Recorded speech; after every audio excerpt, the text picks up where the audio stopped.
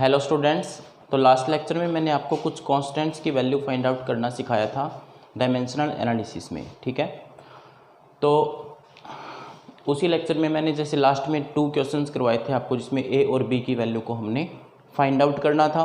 तो आज के लेक्चर में भी हम उन्हीं क्वेश्चंस को और कंटिन्यू करते हैं। तो देखिए, जैसे कि आपको इस तरह से क्वेश्चन बताया था, क्वेश्चन है मेरे पास कि pressure is equal to a x plus b t square, ठीक है। इस क्वेश्चन में ना हमें गिवन होगा कि A and B both are constant, A और बी क्या होंगे, कांस्टेंट होंगे। टी यहाँ पे क्या होगा, टाइम होगा। एक्स क्या है, डिस्टेंस। समझ आ रही है बात। और पी क्या होता है, प्रेशर, ठीक है। तो इन तरह के न्यूमेरिकल्स को सोल्व करने के लिए मैंने आपको एक लॉजिक बताया था। आपने वो ध्यान रखना है कि लेंथ में लेंथ ऐड करेंगे तो क्या आता है भाई, लेंथ, और लेंथ में से लेंथ सब्सट्रैक्ट करेंगे तो भी क्या आएगा, length. It means same physical quantity में से अगर मैं सेम फिजिकल क्वांटिटी ऐड करूं या सेम फिजिकल क्वांटिटी को सब्सट्रैक्ट करूं तो मेरे पास वही सेम फिजिकल क्वांटिटी आती है। जैसे कि 100 मीटर में से 90 मीटर को सब्सट्रैक्ट करेंगे तो कितना मीटर आंसर आएगा, 10 मीटर आएगा। तो मीटर में आ रहा है ना आंसर, ना किलोग्राम में आ रहा है, ना सेकंड में आ रहा है, ठीक है। तो इस चीज़ को आपने ध्यान रखना है। और एक बात और ध्यान रखिए कि हम लेंथ में ही लेंथ ऐड कर सकते हैं, टाइम में टाइम ऐड कर सकते हैं। अगर लेफ्ट हैंड साइड में इक्वेशन के फोर्स है, प्रेशर है, पावर है, कुछ भी है, तो आप राइट हैंड साइड में भी उन्हीं सब चीज़ों का लीनियर कॉम्बिनेशन कंसीडर करेंगे, ठीक है। तो फिलहाल मेरे पास एक क्वेश्चन है, तो ये क्वेश्चन एक बार हम ट्राई करते हैं, सारे ए और बी की वैल्यू को फाइंड आउट करेंगे। तो देखिए, मैंने पहले ही कह रखा आपको, डायमेंशनल फार्मूले अगर आपको अच्छे से आ रहे हैं तो आप इन तरह के क्वेश्चन को बिल्कुल आसानी से सॉल्व कर सकते हैं, ठीक है। जो बच्चे क्लासेज लगाने में लेट हो चुके हैं तो उनसे मेरी रिक्वेस्ट है कि जो फर्स्ट लेक्चर है डायमेंशनल एनालिसिस का, अगर वो वहाँ से भी स्टार्ट कर देता है तो उसको ये फिजिक्स के चैप्टर समझ आने स्टार्ट हो जाएंगे, ठीक है। ऐसा कुछ नहीं है कि स्टार्टिंग से, बिल्कुल स्टार्टिंग से ही करेंगे तो ही आएगा, नहीं। डायमेंशनल एनालिसिस से भी आपको आ सकता है अगर कुछ बेसिक नॉलेज है, ठीक है। तो देखिए, इस क्वेश्चन को करते हैं।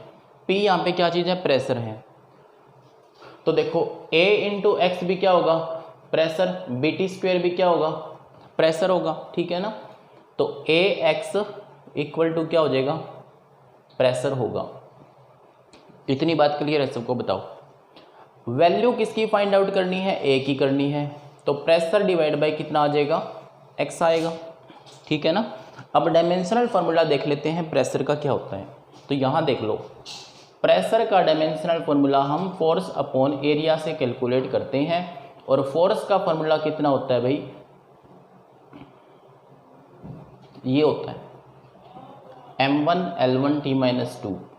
एरिया का कितना हुआ, L स्क्वेयर। तो बताओ सॉल्व करके क्या आएगा, m1 तो एज इट इज, लेंथ की पावर 1 है, नीचे कितनी है, 2 है। तो यहाँ पे कितना हो जाएगा, लेंथ की पावर -1, टी की पावर -2। तो this is formula of pressure, ठीक है। तो देखिए, हम प्रेशर का यहाँ फार्मूला पुट कर रहे हैं, m1 L-1 T-2 बाय में x यहाँ पे क्या है, x यहाँ पे क्या है, डिस्टेंस। और डिस्टेंस का डायमेंशनल फार्मूला क्या होता है बताओ, L1, ठीक है। तो L1 को क्या राइट कर सकते हैं, L लिख सकते हैं, ठीक हो गया। उसके बाद देखो m1 L, नीचे जो 1 पड़ा है ऊपर जाएगा, क्या हो जाएगा, माइनस का हो जाएगा। तो L-2 और T-2। तो ये मेरे पास A की वैल्यू आ चुकी है, ठीक है। सिमिलरली हम फाइंड आउट कर लेते हैं BT स्क्वेयर में। तो देखिए, similarly BT square equal to, BT square भी क्या होगा, प्रेशर ही होगा, ठीक है ना। तो दिस इज प्रेशर, तो B क्या आ जाएगा, प्रेशर डिवाइड बाय टी का स्क्वायर। इतना क्लियर है। अब फिर से देखो प्रेशर का डायमेंशनल फॉर्मूला क्या है, m1 L-1 T-2। ओके, यहाँ नीचे कितना पड़ा है, T²। तो अब बताओ सॉल्व करके कितना आएगा, m1 L-1 T-4। ठीक है ना इतनी बात। अब देखो कई बार इन क्वेश्चंस में थोड़ा सा मोल्ड करके पूछ लेता है एग्जामिनेशन में। देखिए कैसे, अगर मैं से यहीं पे पूछ ले कि find also find A by B, या पूछ ले also find A into B, यानी कि मल्टीप्लाई पूछ रहा है। जो वैल्यूज हमारे पास A और B की आई हैं उनका अगर हमें या तो डिवीज़न करना हो या मल्टीप्लाई करना हो, तो देखिए बहुत इजी है ये। मान लो मेरे से ये पूछा होता A बाई B, तो मैं क्या करता, m1 L-2 और T-2 बाई में B की वैल्यू कितनी है, m1 L-1 T-4। इतना तो क्लियर हो रहा है सबको, ठीक है। अब देखिए इसका कैंसिलेशन सिंपली हम यहीं से कर देते हैं। m1 से ये m1 कैंसिल हो जाएगा, l की पावर -1 है, यहाँ l की पावर कितनी है, -2 है, तो यहाँ कितनी रह जाएगी, l की पावर -1। यहाँ -2 है, यहाँ -4 है, ठीक है। तो यहाँ देखिए आप नीचे कितनी रह जाएगी, t की पावर -2। ऐसे भी सॉल्व कर सकते हैं हम, ठीक है।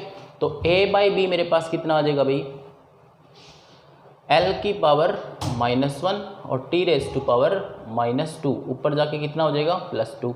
तो ये मेरा आंसर आ जाएगा कौन से क्वेश्चन का, जब मेरे से पूछे a बाई b कितना है, ठीक है। तो इसी तरह से अगर मेरे से ये क्वेश्चन में पूछ ले कि a इंटू बी कितना है, ठीक है, तो a इंटू बी को भी हम इजीली सॉल्व कर सकते हैं।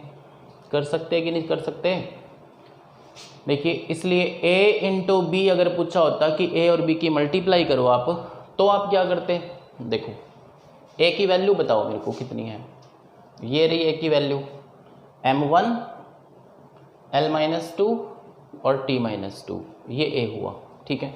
और b की वैल्यू कितनी है, m1 L-1 और t की पावर कितनी हुई, -4।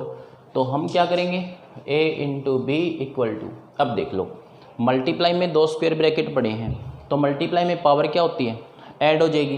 तो यहाँ से क्या आएगा, m1 और 1 कितना हो जाएगा, m2, l की पावर -2 और -1, l रेज़ टू पावर -3 हो जाएगी, ठीक है।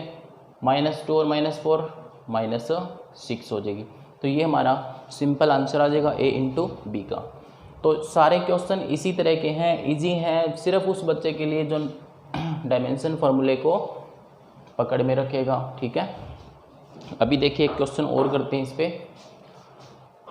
कई बार ये क्वेश्चन ऐसे पूछ लेता है कि force equal to b minus x square by में 80, ठीक है। तो ज़रा ध्यान दो इस क्वेश्चन पे।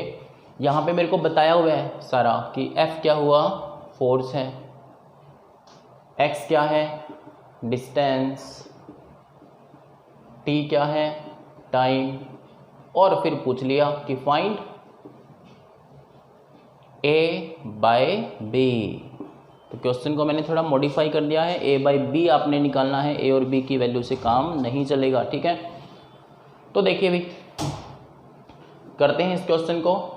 सबसे पहले आपने इसको सिंप्लीफाई करने के लिए ये देखना है कि b में से क्या सब्सट्रैक्ट हो रहा है, b में से x का स्क्वायर सब्सट्रैक्ट हो रहा है, तो b भी क्या होना चाहिए, x का स्क्वायर होना चाहिए। याद रखो उस बात को, मैंने कहा था सेम फिजिकल क्वांटिटी में से सेम फिजिकल क्वांटिटी सब्सट्रैक्ट या ऐड हो सकती है।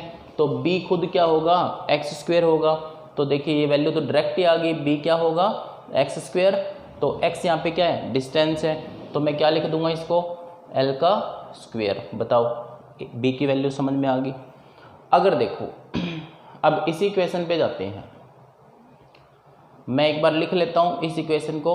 अब मैं b को क्या लिखूँगा, एक्स स्क्वायर, और वहाँ पे मेरे पास कितना पड़ा है, एक्स स्क्वेयर, ये समझाने के लिए है, थोड़ा मैं बिल्कुल सिंपल तरीके से समझा रहा हूँ आपको। यहाँ पे क्या है 80, ठीक है। अब आप एक बार देखो कि एक्स स्क्वेयर में से एक्स स्क्वेयर सब्सट्रैक्ट हो रहा है, तो यहाँ पे क्या आएगा एक्स स्क्वेयर ही आएगा, और एक्स स्क्वेयर का डायमेंशन कितना होता है एल स्क्वेयर, तो बाई में क्या आ जाएगा 80। बताओ ये बात क्लियर है आपको? क्योंकि अब हमें फाइंड आउट सिर्फ ए को करना है, बी की वैल्यू तो मेरे पास आ चुकी है, ठीक है ना। तो अभी देखो भाई, अभी देखो f equal to l square by में 80 हो जाएगा। क्लियर हो रहा है? तो देखो मैं a को यहाँ ले आता हूँ और फोर्स को नीचे, तो क्या बनेगा एल स्क्वेयर बाय में फोर्स नीचे आएगी, तो नीचे क्या बन जाएगा फोर्स इंटू टाइम। वैसे मैं बता दूं फोर्स इंटू टाइम यहाँ पे इम्पल्स भी होता है, फोर्स इंटू टाइम को क्या बोलते हैं भाई इम्पल्स बोलते हैं, तो ये ध्यान रखना है तुमने। Impulse average force acting for very short time, जैसे कि बॉल को आप बैट से शॉट लगाते हो, फुटबॉल को किक करते हो, जैसे कई बार हाथ से बच्चर मारते हैं ना, तो जैसे कि फोर्स लग रहे हैं शॉर्ट टाइम के लिए लग रही है, तो उसे क्या बोलते हैं इम्पल्स बोलते हैं। क्लियर? ए की वैल्यू फाइंड आउट करनी थी, तो उसके लिए देखिए आप एल स्क्वेयर, तो अब बताओ क्या करेंगे फोर्स का फार्मूला पुट करेंगे, तो फोर्स के फार्मूले में क्या आएगा m1 L1 T-2, और T का फार्मूला कितना होता है T होता है। अब तो जस्ट सिंप्लीफाई करना है इसको। A इक्वल टू सबसे पहले मास, देखो मास कहाँ आएगा, मास नीचे पड़ा है, ऊपर जाके क्या हो जाएगा -1, तो m-1। लेंथ ऊपर 2 पावर पड़ी है, नीचे कितनी है 1 है, तो इसको सॉल्व करके क्या लिखोगे आप 2 - 1 हो जाएगा, तो कितना बचेगा ओनली 1। ये क्लियर हो रहा है ना? अच्छा t की पावर -2 यहाँ पे कितनी है +1, तो नीचे कितनी बची t की पावर -1, ऊपर जाए कितनी हो जाएगी t की पावर +1। तो बताओ ये वैल्यू किसकी आ गई a की आ गई, और b की वैल्यू कितनी थी एल स्क्वेयर की थी। आंसर नहीं आया क्योंकि क्वेश्चन में क्या पूछ रखा आपको ध्यान देना है a/b, यानी अभी थोड़ा पढ़ा है देखो, इसलिए a/b इक्वल टू a/b क्या आएगा a की वैल्यू देखो m-1 L1 t की पावर 1 बाय में b की वैल्यू कितनी है एल स्क्वेयर, तो सोल्व करो इसको फटाफट, बताओ क्या आएगा m-1 2 पावर पड़ी है, ऊपर जाए कितनी हो जाएगी माइनस, तो l-1 और t 1। तो हमारा इस क्वेश्चन का आंसर m-1 l-1 और t की पावर 1 आएगी। तो देखिए अच्छा क्वेश्चन था ये। अभी मैं आपको एक इम्पोर्टेंट क्वेश्चन करवा रहा हूँ, एनसीईआरटी की दृष्टि से इम्पोर्टेंट है वो, ठीक है, काफ़ी बार एग्जाम में पूछा जा चुका है वो क्वेश्चन। देखिए क्वेश्चन क्या है, कहता है कि p + a/v स्क्वेयर, p + a/v स्क्वेयर v - b equal to RT, ये पूछ रहा है, ठीक है। बोल रहा है हमसे कि p यहाँ क्या है प्रेशर, v हो गया जी वॉल्यूम, एंड ये क्या है कांस्टेंट। ये वंडरवाल इक्वेशन भी है, केमिस्ट्री में आप पढ़ते हो इसको। a और b दोनों क्या हैं कांस्टेंट, जिनकी वैल्यू हमें क्या करनी है फाइंड आउट करनी है, a और b को निकालना है। तो देखिए क्वेश्चन में क्या है, सबसे पहले हम इसको सोल्व करते हैं फर्स्ट पार्ट को। अगर ये प्रेशर है तो प्रेशर में कौन ऐड हो सकता है भाई, प्रेशर ऐड हो सकता है, तो a/v स्क्वेयर क्या होगा प्रेशर होगा ना, तो p इक्वल टू क्या आ जाएगा a/v स्क्वेयर। बताओ क्लियर है? तो देखो a इक्वल टू यहाँ क्या बनेगा pv स्क्वेयर, तो a इक्वल टू p का डायमेंशन फॉर्मूला, यानी कि प्रेशर का डायमेंशन फॉर्मूला मैंने पहले ही यहाँ पे कैलकुलेट करके रखा हुआ था, पुट कर देते हैं m1 l-1 t-2। बताओ क्लियर? वॉल्यूम का कितना होता है भाई l³ क्या करेंगे स्क्वेयर, तो a इक्वल टू बताओ सोल्व करके कितना आएगा m1 l-1 t-2 और L क्यूब है तो 3 टू 6 पावर हो जाएगी यहाँ पे, ठीक है ना, 6 पावर हो जाएगी। अब सोल्व कर दो A की वैल्यू को, तो A मेरे पास आता है जी m1, L की पावर -1 ये है, 6 ये है, कितना हो जाएगा, अरे कितना हो जाएगा 5, ठीक है, T की पावर -2। तो this is the value of A, ये आपने ध्यान रखना है। और B की वैल्यू बहुत सिंपल है, आप 1 मिनट में सोल्व कर देंगे। देखिए फटाफट, वॉल्यूम में से क्या सब्सट्रैक्ट हो रहा है, B सब्सट्रैक्ट हो रहा है। ऐसे मत सोचो B नहीं हो रहा, क्या हो रहा है, वॉल्यूम में से वॉल्यूम ही सब्सट्रैक्ट हो सकता है, तो B खुद क्या होगा, अरे वॉल्यूम ही होगा, ठीक है। तो B की वैल्यू क्या आएगी, L का क्यूब। अब हमसे इस क्वेश्चन में से कुछ भी पूछ ले, A/B करना है, A-B करना है, A+B करना है, A/B करना है, कुछ भी करना है, ठीक है, A मल्टीप्लाई। तो ये क्वेश्चन था, इंपॉर्टेंट है क्वेश्चन, ध्यान देना इस पे आपने। अभी देखिए एक क्वेश्चन और करवाता हूँ, थोड़ा सा और डीप जाते हैं क्वेश्चंस में। देखो क्वेश्चन है हमारे पास कि म्यू इक्वल टू A+B/λ²,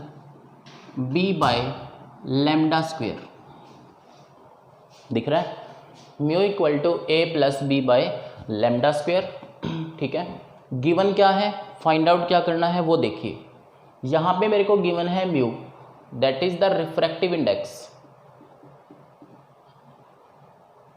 क्या गिवन है, रिफ्रैक्टिव इंडेक्स। और मैं बता दूं आपको, रिफ्रैक्टिव इंडेक्स का जो डेफिनेशन होता है, फॉर्मूला होता है, that is velocity of light in vacuum divide by velocity होती है। यानी कि जब मैंने बता रखा आपको, वेलोसिटी ऊपर वेलोसिटी नीचे, जब ऊपर नीचे डिनोमिनेटर और न्यूमरेटर में वैल्यू सेम हो तो वो क्वांटिटी डायमेंशन लेस होती है, और डायमेंशन लेस होती है तो जो म्यू है उसका डायमेंशनल फॉर्मूला क्या लिखेंगे आप, m0 L0 T0। बताओ ये बात क्लियर होगी आप सबको। अच्छा देखिए, लैम्डा यहाँ पे वेवलेंथ है, लैम्डा क्या चीज़ है भाई, वेवलेंथ है, और वेवलेंथ का डायमेंशनल फॉर्मूला क्या होता है, दैट इज लेंथ ओनली, तो इसका क्या लिखेंगे L1, ठीक हो गया। और तो कुछ है ही नहीं, A और B बोथ आर, A और B क्या हैं, कांस्टेंट हैं, तो कांस्टेंट की वैल्यू हमें क्या करना है, फाइंड आउट करना है। क्वेश्चन क्लियर होगा सबको। सॉल्यूशन देखिए फटाफट, देखो अगर ये रिफ्रैक्टिव इंडेक्स है तो A अकेला पड़ा है यहाँ पे, तो A भी क्या होगा, रिफ्रैक्टिव इंडेक्स होगा, यानी कि A इक्वल टू क्या आ जाएगा, रिफ्रैक्टिव इंडेक्स, और that is m0 L0 T0। तो ये क्या आ जाएगा, डायमेंशन लेस आएगा, A का कोई डायमेंशन फॉर्मूला नहीं होगा। तो देखिए अब बताओ, B/λ² है, इसका फाइंड आउट करना है हमने। तो ये रिफ्रैक्टिव इंडेक्स है तो ये सारा क्या होगा, रिफ्रैक्टिव इंडेक्स ही होगा। तो इसलिए B/λ² इक्वल टू क्या रखेंगे, रिफ्रैक्टिव इंडेक्स रखेंगे, है ना। और हमें पता है कि रिफ्रैक्टिव इंडेक्स का कोई फार्मूला तो होता नहीं है, ठीक है। तो B इक्वल टू क्या है, m0 L0 T0, और λ² जब यहाँ आएगा मल्टीप्लाई में, तो बताओ λ² का कितना होता है डायमेंशन फॉर्मूला, लैम्डा का कितना होता है L1, तो λ² का कितना हो जाएगा L²। तो B इक्वल टू क्या आएगा मेरे पास, m0 L0 T0, और λ² का कितना हुआ L²। तो फॉर्मूला क्या आया B का, दैट इज L²। तो ये आपने अच्छे से ध्यान रखना, ये क्वेश्चन भी इंपॉर्टेंट है, ठीक है। अभी देखिए एक क्वेश्चन और करते हैं इस पे।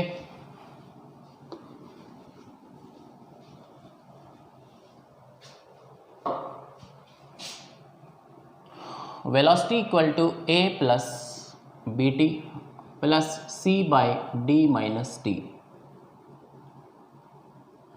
ये क्वेश्चन पूछा है मेरे से, क्वेश्चन अच्छे से देख लो। Velocity equal to A+BT plus C/D - T, इस प्रॉब्लम को आप कैसे सोल्व करेंगे, देखिए फाइंड करना है हमें वैल्यू ABCD, ठीक है। V यहाँ पे गिवन है वेलोसिटी, V क्या यहाँ पे वेलोसिटी है, T यहाँ पे टाइम है, और बाकी तो कोई वेरिएबल है नहीं। A, B, C और D ऑल आर कांस्टेंट, जो कि हमें क्या करना है, फाइंड आउट करना है। तो बताओ a इक्वल टू कितना होगा, a इक्वल टू क्या हो जाएगा, वेलोसिटी। तो वेलोसिटी का dimensional formula m0 L1 t-1, this is dimension of a के डायमेंशन है ये, a पूछा था हमसे। अब देखिए दूसरा पार्ट, bt इक्वल टू भी क्या होगा, वेलोसिटी होगा। तो b की वैल्यू निकालनी है, तो ये क्या हो जाएगा, वेलोसिटी बाय में टाइम। अब यहाँ से आप डायरेक्ट भी कर सकते हो, वेलोसिटी बाय में टाइम क्या चीज़ होती है, एक्सेलरेशन होता है। तो एक्सेलरेशन का डायमेंशनल फॉर्मूला क्या होता है भाई, m0 L1 t-2। तो ये मेरे पास b की वैल्यू आ गई। अब आपको प्रॉब्लम कहाँ आनी है, जब आप c की वैल्यू को फाइंड आउट करेंगे। मोस्टली बच्चे क्या करते हैं, सबसे पहले c की वैल्यू को फाइंड आउट करने की कोशिश करेंगे, उनसे ये सॉल्व नहीं होगा जल्दी से, ठीक है। तो हम पहले c को छोड़ के d की वैल्यू को फाइंड आउट कर लेते हैं। d की वैल्यू बहुत इजीली आ रही है, देखिए d में से क्या सब्सट्रैक्ट हो रहा है, टाइम सब्सट्रैक्ट हो रहा है। तो d खुद किसका डायमेंशन होगा भाई, टाइम का होगा। तो d इक्वल टू कितना आ जाएगा, t। तो d का बस सीधा आ ही गया आंसर, d का डायमेंशन कितना आ गया, t आ जाएगा। इतनी बात समझ में आ गई सारों को, ये स्टेप इंपॉर्टेंट था यहाँ पे। d में से t क्या हो रहा है, सब्सट्रैक्ट हो रहा है, तो d खुद क्या होएगा, t होना चाहिए, ठीक है ना। अब करते हैं वैल्यू c की फाइंड आउट। देखिए क्योंकि हमें पता लग गया कि c by d minus t पूरा क्या चीज़ है, वेलोसिटी है। Velocity equal to c by d minus t, ये सारा क्या है, वेलोसिटी है। तो अभी एक बार एक न्यूमेरिकल में आया भी था पीछे कि सेम फिजिकल क्वांटिटी में से सेम अगर सब्सट्रैक्ट करेंगे तो यहाँ पे भी क्या आएगा, c बाई टी ही आएगा। d में से t घटा रहे हैं तो क्या आएगा, t ही आएगा। तो अब देखो हमें वैल्यू तो c की फाइंड आउट करनी है ना, तो क्या आएगा, c की वैल्यू निकालेंगे तो वेलोसिटी इनटू टाइम, ठीक है। तो फार्मूला पुट कर दो आप, वेलोसिटी का कितना होता है, m0 L1 t-1 और t का डायमेंशन फॉर्मूला t ही होता है। तो सॉल्व करेंगे तो क्या आंसर आएगा, आंसर आएगा इसका लेंथ। वैसे आप डायरेक्ट भी कर सकते हो, वेलोसिटी इनटू टाइम क्या चीज़ होती है, डिस्प्लेसमेंट होता है। तो डिस्प्लेसमेंट का डायमेंशन फॉर्मूला कितना होता है भाई, L होता है। तो ये क्वेश्चन भी आप आराम से कर सकते हैं, कोई प्रॉब्लम नहीं है, ठीक है। एक मैं एंगल का क्वेश्चन करवा रहा हूँ जिसमें एंगल यूज होता है, उस क्वेश्चन को भी आप देख लो, क्योंकि जो बच्चे इसको ज़्यादा डीपली पढ़ रहे हैं उनको ये काम आएगा, ठीक है ना। तो वो क्वेश्चन देख लेता हूँ मैं क्या है।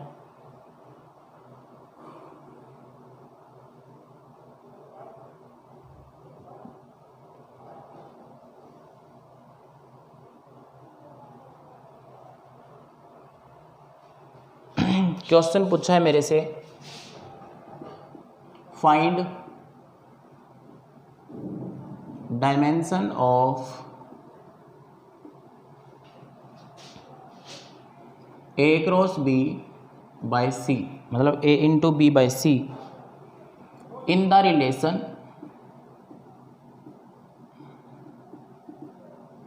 एक रिलेशन गिवन है हमें y equal to 4 sin 80 plus 3 cos bt minus c T.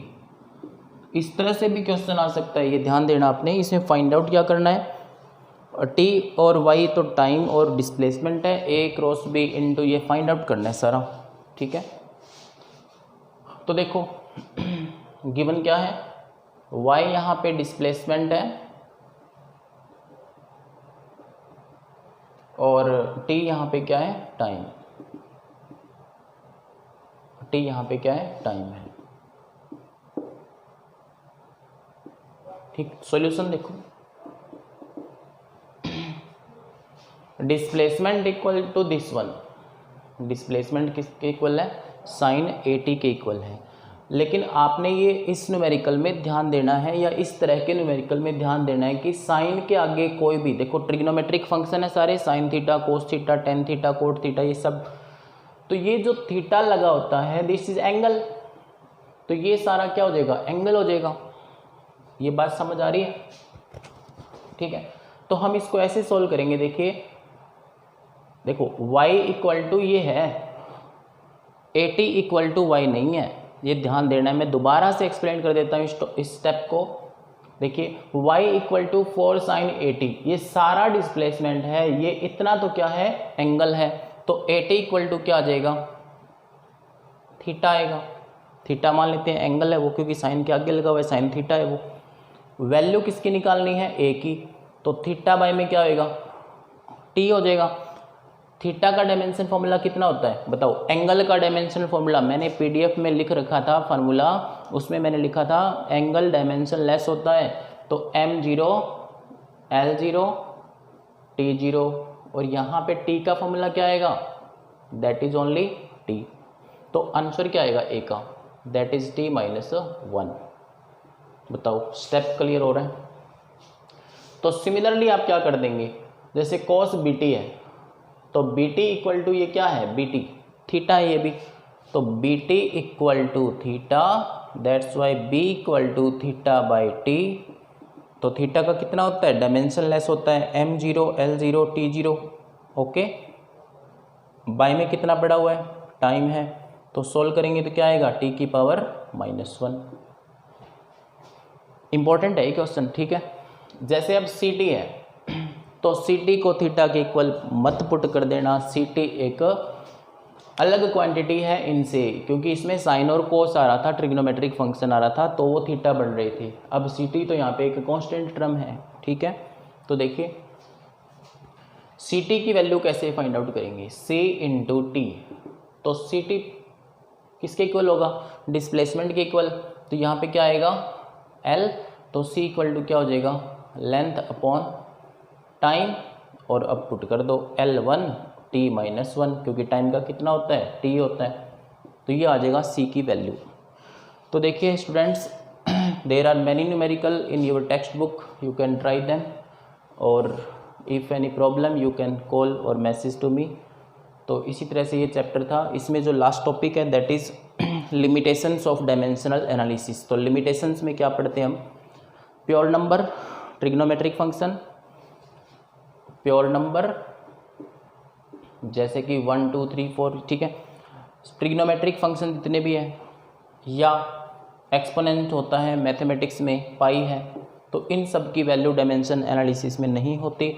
एक साथ काफ़ी इक्वेशन ऑफ मोशन अगर हम लोग स्टडी करते हैं तो उनका डायमेंशन फॉर्मूला भी उसमें नहीं होता, ठीक है। तो वो आप एक बार रीड आउट कर लेना, मैंने पीडीएफ में लिख रखी हैं, 2-3 पॉइंट्स हैं वो सिंपल। तो ये था हमारा डायमेंशनल एनालिसिस कंप्लीट है यहाँ तक ये। तो इसके ना मैंने आपको कितने टाइप करवा दिए, देखो फर्स्ट टाइप क्या था, चेक करेक्टनेस, सेकंड में मैंने करवाया derivation of physical formula, third में हमने किया कन्वर्जन फार्मूला, जैसे कन्वर्ट किया था यूनिट्स को, और फोर्थ में हमने क्या कर लिया, ABC की वैल्यू फाइंड आउट करना, कॉन्स्टेंट्स की वैल्यू फाइंड आउट करना। तो ये इतना चैप्टर था, आप इसको कंप्लीट कर लेना। Thank you.